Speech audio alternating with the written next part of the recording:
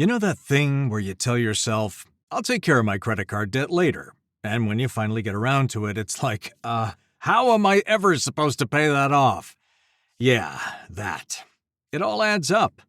If you've got $10,000 or more in credit card or personal loan debt, National Debt Relief could help reduce the amount you owe and make your monthly payments a lot more manageable. With National Debt Relief, you get a team of experts who walk you through the numbers and build a plan that fits your budget. No awkward money lectures, no judgment. National Debt Relief has helped over 1 million people with their debt, and they could help you too. It's free, quick and easy. Just visit startndr.com today. If you've been putting off your debt, now's the chance to do something about it. Visit startndr.com today.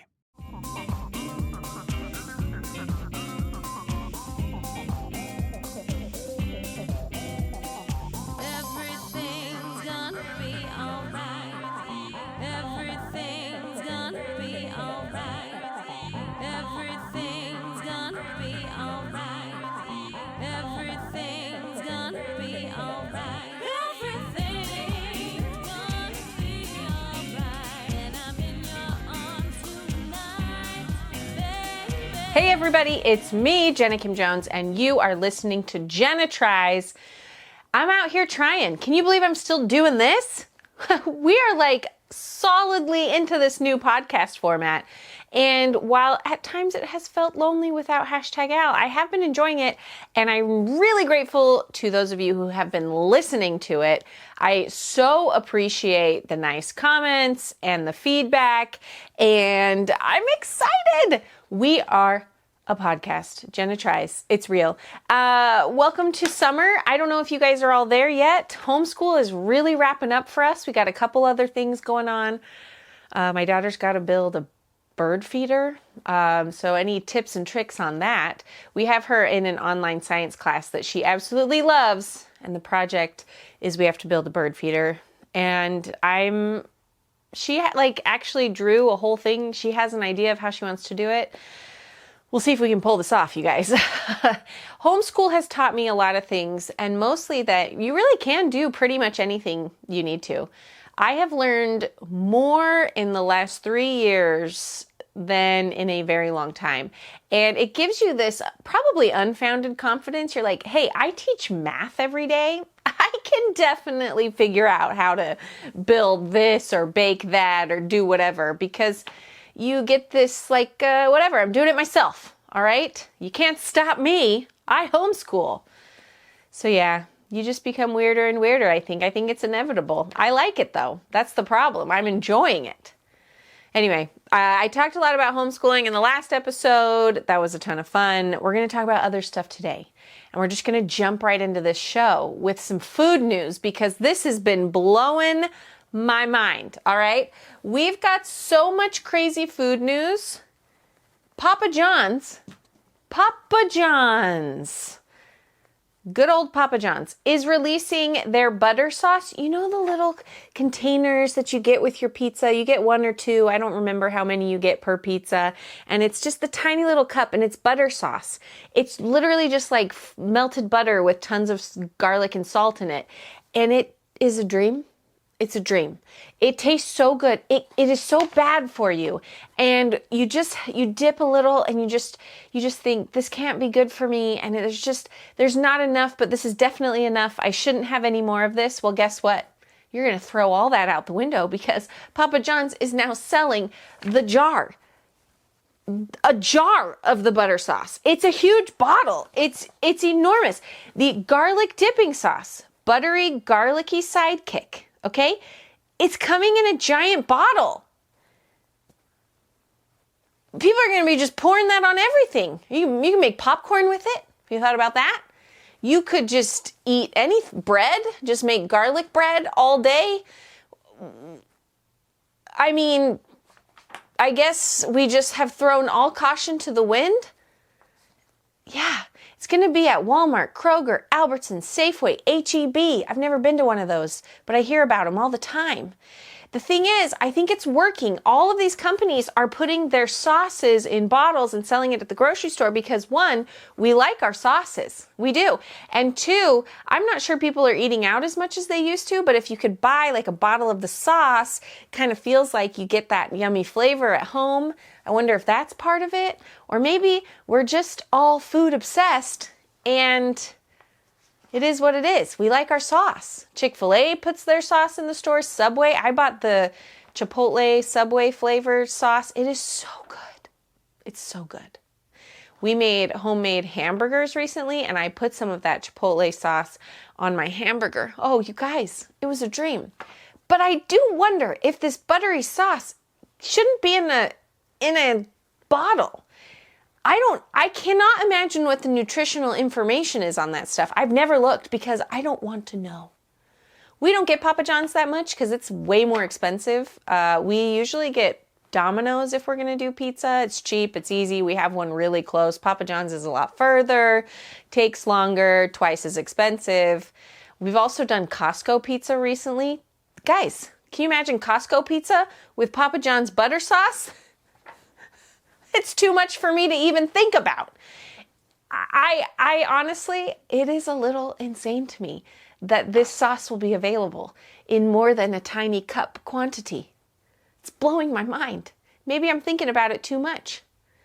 I kind of want to get some though. I just mostly want to see how many calories are in 2 tablespoons of that. Is it going to be more than Nutella or less? I don't know.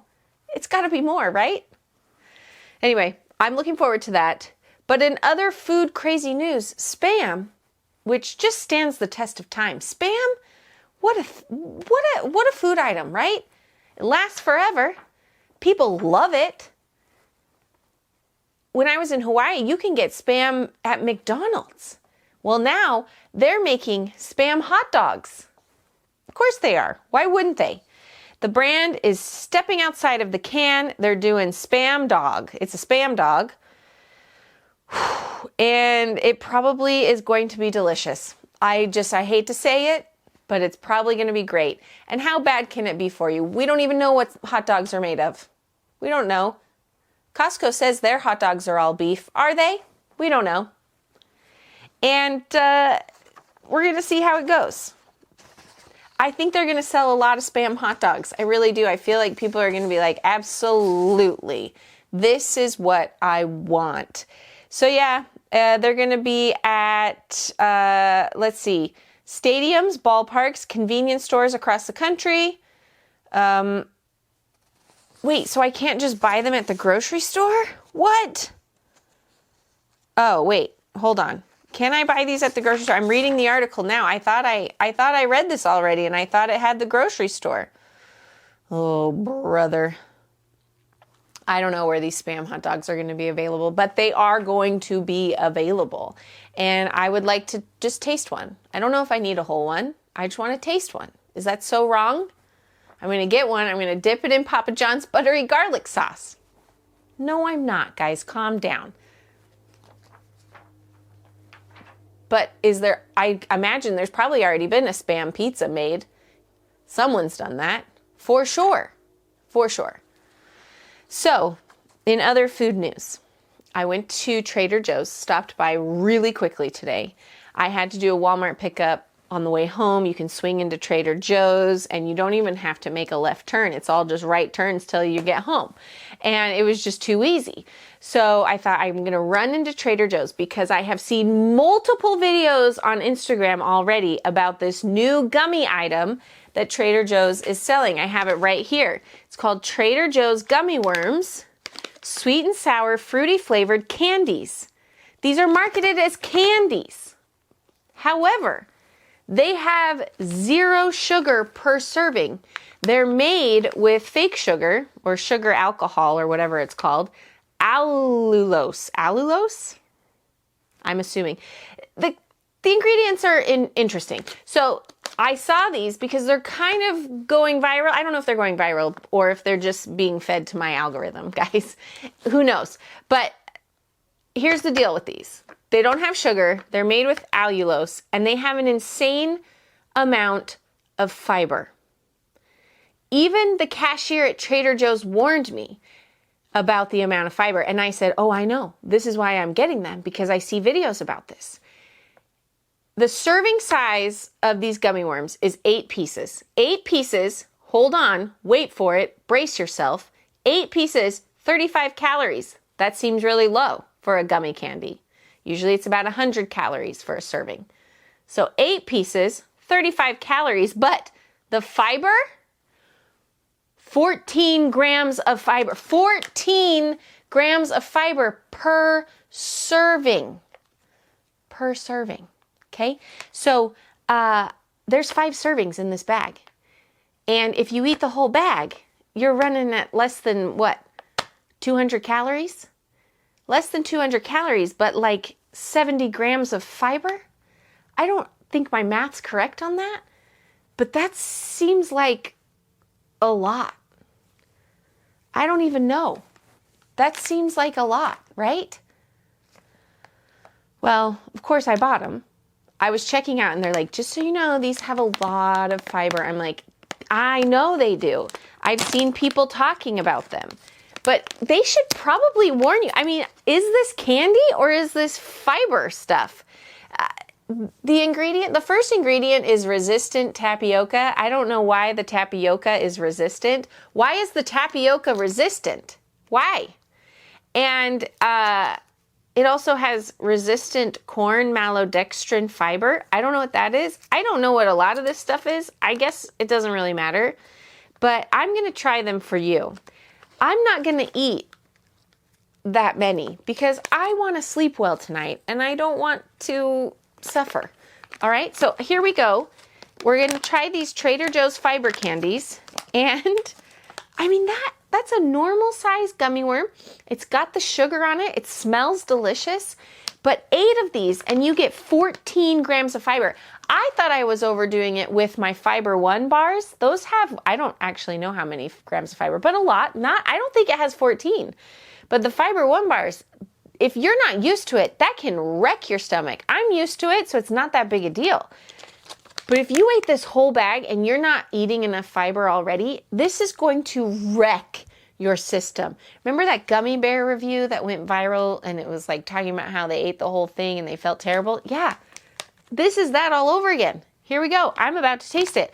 It looks like they're all the same flavor. Wait, this one looks like it's a different color. Why is this one so different? Oh dear. I'm not eating that one because it's a very different color. Okay, I can't tell. I can't tell if these are all the same flavor or not. It just says sweet and sour. It doesn't tell you. Maybe there's 2 flavors. It doesn't tell you in the bag because they don't want to tell you anything. They just want to be like, here, eat this candy that has no sugar in it, but will make you poop your pants. Okay? Let's try this. Ooh, oh. Okay. Very soft. The texture is more like it's not as chewy as like a gummy worm I'm imagining, right? This is more like a fruit snack. Like you can bite right through it. It is sweet and sour. It's, you can tell it's made with fake sugar. I can absolutely tell. It hits the tongue differently. It's, I am so confused by these. I have to eat one more because that melted so quickly in my mouth. But guys, I can't eat more than a few of these. I'm going to be in trouble. It has strawberry juice in this, and then it also says fruit and vegetable juice for color. So there's strawberry flavor.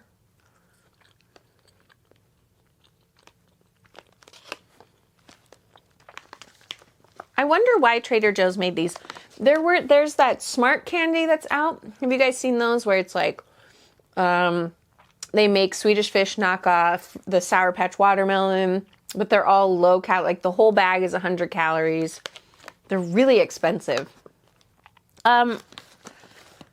This tastes like diet candy and is good, but it's not something I feel like I can safely splurge on if I have plans the next day. All right, I just ate my 3rd one. I think I have to cut myself off. Wow. That is wild. They taste good. What can I say? Can you just add these to your vitamin regimen for fiber? I don't know about allulose. I mean, come on, I drink Diet Coke every day, so it's not like I'm a stranger to fake sugar. These are fine. They are not, wow, amazing. You can tell that they're like fake sugar candy. But if you're in a pinch and you want something sweet, it would do the job, but it is fiber. Okay, it does have a little bit of like a vitamin-y aftertaste, in my opinion. But that could just be the sugar I'm not used to. Maybe I would get used to it and like learn to really love it. It also has monk fruit extract. I don't know, guys. All I know is there's a lot of people out there who are just excited that these are so low calorie and they're just eating gummy worms all day long without realizing what they're doing to their system. So really, this is serving as a public service announcement for all of you. If you see these at Trader Joe's, they taste good. They're low calorie, but you got to be prepared for what you're about to do, because most people are not eating enough fiber. And wow. Okay, moving on. Hope I can make it through this podcast. I ate 3 of those worms. I have a text message from one of you, and I am excited to read it out loud. I have so many things I want to talk about. Okay, do I want to do the text message first? Yes, let's do the text message first, and then I have a couple topics that I would like to address and see how you guys feel about this. Okay. First, let's read the text. It says, "Hi, Jenna. You mentioned your church and the homeschooling pods. Sounds like your family have a strong community and participate in a variety of activities outside of home. What additional recommendations do you have for new parents looking to build a lasting network?" Okay, so this is a great question, and something that when you become a parent, you realize you have to do. I am not an overly social person. I am an introvert at heart. I don't want to have to go out and socialize, but when you become a parent, you suddenly have to do these things. You have to get out there and do it for your children and become part of a community. I think it's really important. Now, church is a massive built-in friend community that we have. Could not recommend it more. Find church. It's so fantastic. If you don't have church, I can send you a list of churches that you can attend. I have one that I like. I highly recommend the Church of Jesus Christ of Latter-day Saints. But don't let me sway you. I understand you. It's a journey that you need to go on. But again, highly recommend. Such a great community, great people. Anyway. What would my recommendations be for a new parent? Okay, well, when it came to the homeschooling thing, obviously when I started homeschooling, I was panicking about making sure that my daughter had a lot of social activities. So I hate recommending this because it makes me feel like I'm 150 years old, but you got to get on Facebook, okay? There are so many homeschool groups on Facebook, and you're going to have to be brave and find those homeschool groups and find when they're having meetups and research the different homeschool groups and meet people and reach out and send messages and get yourself involved in a homeschool group. I got really lucky because I knew one homeschool mom who I went to church with. She had already made some friends in the homeschool community, and she introduced me to a friend who's now one of my dear friends, and we have been homeschool buddies for 3 years now, and we do all kinds of activities together, and our kids get along really well, and it's been kind of a magical homeschool experience, and I feel very, very blessed because of that, and grateful that my friend was willing to introduce me to her friend, and then we hit it off really well. So that was awesome, and that was really helpful in my homeschool journey because this friend also knew a lot of other homeschool communities, and it just really worked out for me in that way. But I've also had to be really brave, okay? I've had to talk to people, introduce myself, join groups. Extracurricular activities are really great. They can be really expensive, and that is frustrating. but they are really great, getting your kids involved in a sport or musical theater or dance.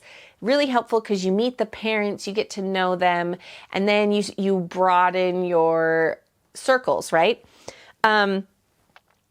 One thing that I have done is this one is a lot, and it takes a lot for me because, again, I'm like, I can just be fine by myself.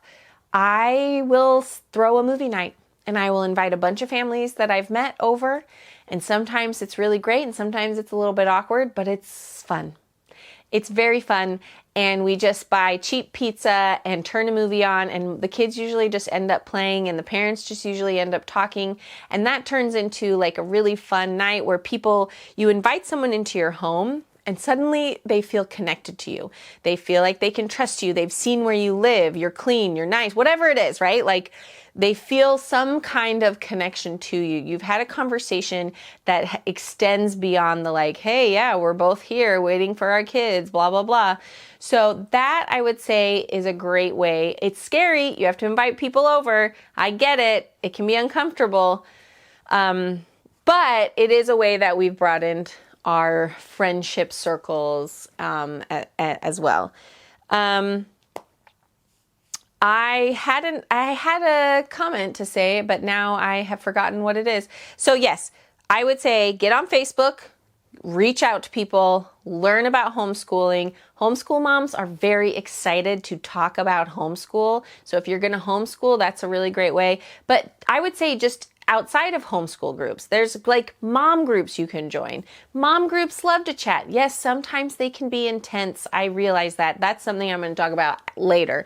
But it's still like a good way to meet people, or at least find people that are near you. So extracurricular activities are great. Church is great. Oh, like literally just go to the library and to the park. I've met friends at the park. We were at the park and I've met multiple friends there. So the park is amazing. The library can be a really great thing, and they have free events at the library. Like we went to a magic show a while back. That was awesome. And we met people there. We went to, they have readings and all kinds of things. So the library is a really good one. Again, it feels so corny and cheesy and like, really, does that work? It works. It's crazy, but it works. One thing that Al and I really wanted to do, and we haven't done it yet, is because we've just been burned out for the last 10 years. But we are going to start, I think, now that we're feeling like a little bit more relaxed. Rory's going to be 3 in August. That's insane. My youngest is going to be 3. My word. But one thing is something that my family did growing up is like, on Sunday evenings, invite a family over that you want to get to know better.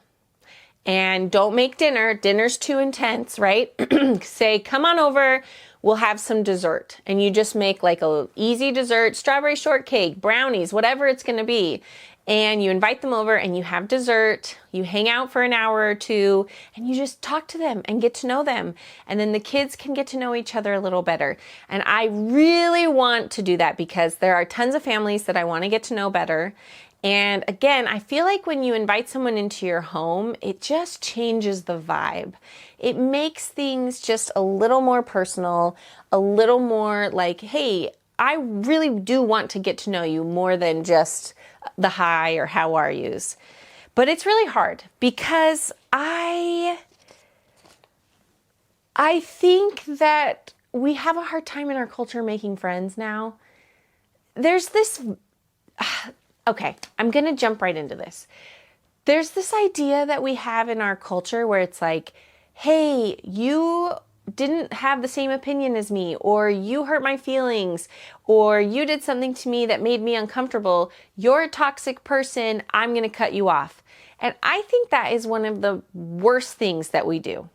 Now, are there people that are going to come into your life who are bad news? Yes. And will they break your trust? Maybe. But there's also just people who come into your life who genuinely are not good people, and you will have to cut them out. Okay, I've had a couple of experiences in my life where bad things have happened and it's been awful and those people cannot be in my life. But I've also had experiences where I have friendships and they're going great. And then suddenly we hit a little bump. We disagree on something. Something gets weird. There's an awkward situation. And our instinct is to go like, well, we can't be friends anymore. And I think that's dangerous. I think you have to evaluate it. Did this person do this on purpose? Did this person actually mean to hurt me? Can I get past these feelings? We can't just cut everybody off every time we get uncomfortable. It's not great. Family members are cutting each other off because of stuff like this. And you're like, this is family. Family. We shouldn't do that. So I do think we have to remember when we're trying to make friends, people are humans. They will make mistakes. I know I make my friends crazy, and I'm sure that there have been times when my friends have made me crazy, but you have to be willing to work on it, right? Nobody is perfect. Nobody is going to make you happy 100% of the time. And I think we live in this world where we're like, well, if you make me sad even one time, you're bad. And you think, let's evaluate it, right? Was it did the person really do something that terrible, or do you just have a difference of opinion? Is the person a bad person, or are you just in a weird, awkward phase? Sometimes friendships go through weird phases where things are just off. It's how it goes, guys. We're human people trying to have relationships. So again, barring the really big things, horrible things that people can do for you, most people are not trying to hurt you and ruin your life. Most people. Again, I get it. There's some bad people out there. I got it. But there are bumps in the road with friendships. Making friends is awkward. I feel that deeply. And especially as I've become a homeschool mom and I've had to be a friend to people and open up and show up and help and be part of things. It's been a real learning experience for me because, again, I'm not that person. I don't have a ton of close friends. I've never had a ton of close friends. I've always felt like the odd person out. I am not someone who actively goes out looking for friendships. So I have had to really broaden my horizons, and it has not been easy because it's not natural for me to do that. But again, we're all humans, guys. We're all learning. We can all change. We can become better. We can do it. Hold on. I'm losing my train of thought tonight. Guys, it's summertime and I have to go swimming with my kids now. And I got to tell you, swimming is exhausting. When you're just treading water and trying to keep your 3-year-old and a 2-year-old and a 4-year-old from falling in. They're not that great of swimmers yet. They're they wear floaties. In their floaties, they're pretty dang good, but I still feel like I have to be right there. I have to be. So I'm exhausted and I keep losing my train of thought tonight. So I appreciate your patience with me because I'm a little sleepy from all the swimming I've been doing. Summer's crazy. I don't love the summer. You guys know that about me. I'm not a summer gal. But I'm trying. I'm trying for the kids. Really trying. Now, I have talked a lot about how I think we overparent in our culture. So there's a lot of things that I'm like, we all need to back off. Back off, let your kids live a little, blah, blah, blah. Except at the pool. I do think overparenting at the pool is fine, okay? I'm terrified of pools, pool accidents. We've had experiences. I've had personal experiences in my life where pools have been scary, and I am just terrified of pools. And I jump in with my kids. I still swim with them because I just am not comfortable doing anything else. I can't sit on the sidelines while they are in the pool. My older ones, I totally could. They are fantastic swimmers. They're big girls now, and they have really turned into little fish in the water. My 2 younger ones are still too small. I have to get in the pool. I'm too neurotic. I can't take it. So in that way, I do think, you know what? We should be paying attention at the pool constantly. It's too scary. But that being said, I was at the pool today and I made a 10-second video because I thought of something funny. So I grabbed my phone, I made the video for 10 seconds, and then I got back in the pool and swam with my kids. And I haven't posted the video because I hesitated. Because I thought, oh my goodness, I'm going to post this video and everyone who's watching it is going to be like, I can't believe you have your phone out at the pool. You should be safe. You should. But the thing is, I was safe. I had my 10-year-old watching the two little ones. I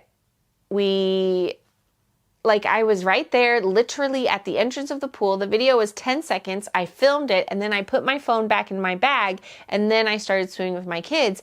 And I did all the right things, and I was super safe, and no one got hurt, and we had an awesome day at the pool. But then I hesitate to post the video because I cannot stand the culture we're in where we jump down people's throats and assume that they are the worst and assume that they are being negligent and assume that they're terrible when in fact they are not at all, especially me because I'm a psycho at the pool and I am terrified of it. And so I am extra cautious. I take all the precautions. So I'm annoyed. I'm annoyed that we're at this place in our culture where you want to post something funny and entertaining, but also you're scared to post because you just don't want to tick people off and have mean things said to you all day long. It's just the worst. And I know what your answer is going to be. Just post the video. Who cares? People are mean, whatever. It still hurts your feelings and you still don't want to cause drama. I just want to be funny and entertaining. I'm not here to stir the pot that much. I just want to talk and have fun and enjoy my life and share it with others. Is that so crazy? But I go back and forth on this parenting thing, you guys. I know I've talked a lot about parenting, but I'm deep in it right now. And here's another thing. A friend of mine sent me a message this week about birthday parties, right? I don't remember parents being at birthday parties ever when I was a kid. And we're in this place now, I feel like in culture, where a lot of times we throw the birthday party and we just expect the parent to come and they're allowed to stay the whole time. And honestly, that's fine. I don't care. It doesn't really matter to me that much. But there are times when I'm like, I don't want to go to this birthday party. And I do think it shifts. So when the kids are really little, I've been in this phase of when you have a tiny child and there's a birthday party, yeah, the parents stay because they're little kids, right? 2, 3, 4, 5, 6. But I feel like past the age of 6, we start getting into these older kids. And should we really be staying at the parties anymore? Now, I recently took my daughter to a birthday party she was invited to. And I put makeup on and an outfit on because I didn't know. I thought, okay, is this a party where the parents are going to be there or not? And I showed up. And I dropped her off and the mom said to me, you're welcome to stay if you want, but we're just going to be playing games for the next 2 hours and having a great time. So it's totally up to you. And none of the other parents were there. And I left and I ran some errands and I got some work done. And I'm going to be honest, it was delightful. And I think my daughter had more fun with me not being there. And excuse me. So is it an age thing? Are people still having parties and expecting the parents to come and stay when the kids are older? I'm shifting into this new world now, and I want to know. This party my daughter had a great time. I didn't have to be there. It was magical. But then, my 5-year-old, I still feel like, are we supposed to stay at those parties? It seems like we're not into this dropping off phase for some people. So I'm curious. What are your feelings on the birthday parties? Should we go back to the old days when I was a kid where you just drop the kids off and they just have a wild time and then you pick them up? I kind of think probably. But is that not what parents want anymore? I don't know. Tell me what you think about the birthday parties. It's a complicated issue and I've recently had to deal with it. So I'm curious what you think. You guys, this has been so much fun. I loved your text message, so thank you to whoever sent that to me. If you want to send me a text, the number is in the show notes. I should have it memorized, but I don't. You guys. I'm so sorry. If you want fiber gummies, head to Trader Joe's. The employees are going to warn you about them, but I've already warned you first, okay? And if you want to support Jenna Tries, visit jennakimjones.com or jennatries.com. Sign up for a membership. You get access to every single podcast episode I've ever done. You have access to comedy. You have access to writing, to full-length Jenna Tries videos if I make them. You've got access to all kinds of stuff, and I'd love to see you there and have you there. It really helps the show. It's $5 a month. I understand times are tough right now, so I get it. I totally get it. But I am very grateful for everybody who's been listening to the show. And Al and I are working on putting together a little tour coming up, which I'm very excited about. I'm going to have some more shows to announce very, very soon. I am very grateful. You guys, tell me what you think about these birthday parties, all right? Tell me what you think about Spam hot dogs. I want to hear from you. Have a wonderful week. I'll be back next week and the week after that. And then I think I have one dark week in June, but you know what? That's really far away. It's really far away, so we don't even need to talk about that. Have a great week, you guys. Bye.